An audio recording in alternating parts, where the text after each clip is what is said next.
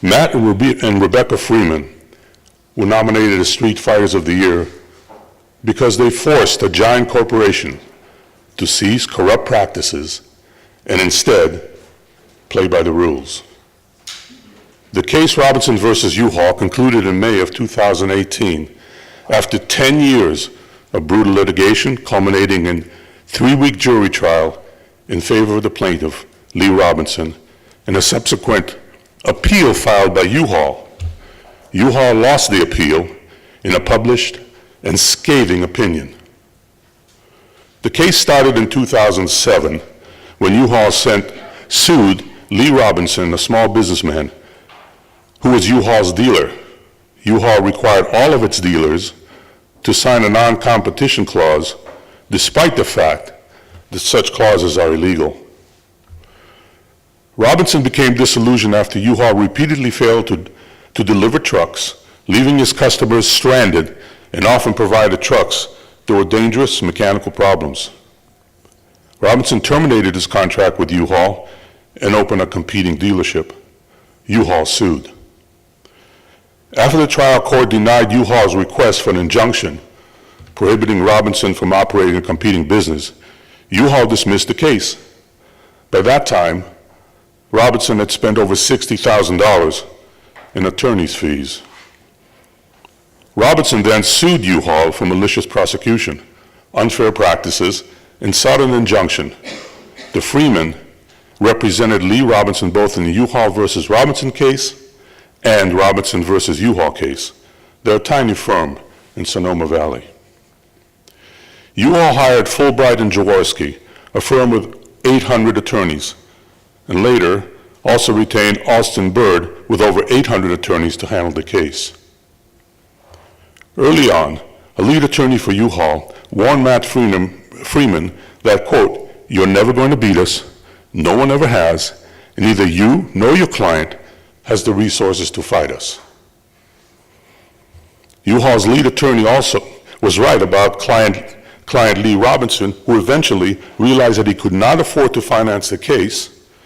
The Freeman's firms would not give up and finance the case themselves. Meanwhile, U-Haul's legal team continued their plan to trample the tiny Freeman firm with barrage of senseless discovery, over 100 pretrial motions and writs, and an unethical continuance of the trial 4 days after arguing motions in the mind. After the matter finally came to a trial again 6 months later and resulted in an injunction forcing U-Haul to stop enforcing its non-comp clause, U-Haul appealed again. U-Haul's legal team repeatedly engaged in deceitful practices, including claiming that Robinson had stolen important trade secrets known only to U-Haul, such as keeping trucks washed and lying neatly in the lot. U-Haul also showed falsified evidence to the jury on multiple occasions. U-Haul and their attorneys then lied to the trial judge when they filed declarations stating that there was no need for the court to issue an injunction because U-Haul had already informed every dealer that U-Haul would no longer enforce the non-comp clauses. The Freemans immediately interviewed numerous dealers throughout California and obtained counter declarations stating that U-Haul had never notified their dealers and the non-comp clauses would no longer be enforced. The Freemans discovered that U-Haul had a long history of filing sham lawsuits for the purpose of harming their competitors and consumers. U-Haul hid the fact that for years they had forced competitors out of business. When discovery was sent to U-Haul asking them about prior dealers that U-Haul had sued, U-Haul refused to provide honest answers, and the Freeman firm had to locate prior victims through independent investigators. U-Haul prior victims testified at trial. Eldon Delana testified that when U-Haul sued him, he agreed not to operate any competing dealerships because he couldn't afford the fight. He felt like he had a gun to his head. Tony Luciano testified that he stopped being a U-Haul dealer after many consumers had reserved the truck with U-Haul, would show up at this facility, and U-Haul had failed to deliver the trucks. Tony testified, "Well, they're very upset. Of course, they blame you because they're in front of them You're in front of them, and they make the reservations for your location. It's not there. They have their friends and family there to help them move, and no one is there. Of course they're upset. Tony said when he complained to U-Haul, it fell on deaf ears. When Tony dropped U-Haul, U-Haul sued.